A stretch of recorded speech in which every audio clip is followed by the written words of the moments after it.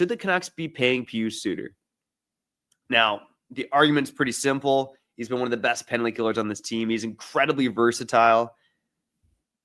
But there's always that danger in paying a guy off a career year. Are you comfortable paying Pius Suter 4 years at $4.5 million? I do think he's easily a $4 million plus player. You're also in a center market that's a little bit depressed, right? And now Pius Suter, I still think he's better suited to the wing. 43% in the dot. But that being said, sometimes his lack of speed makes him better to be the F3 and play center. But paying Pius Suter, I'm not convinced that the Canucks should be paying Pius Suter $4.5 million a season, only because he's having a career year, right?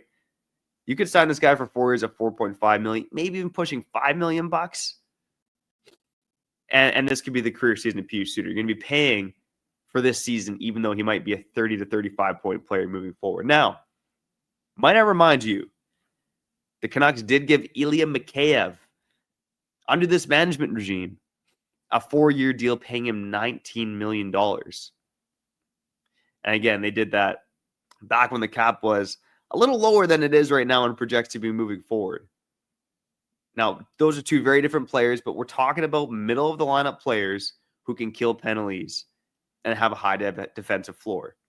Now, Mikheyev, injuries kind of derailed him a bit, but there is a part of me that wonders if the Canucks give Pius Suter the Ilya Mikheyev deal at 4 years, $4.75 million. Pius Suter is going to be a valuable commodity in free agency. I think teams will be more willing to give him money in free agency than they would have at the trade deadline, I should say.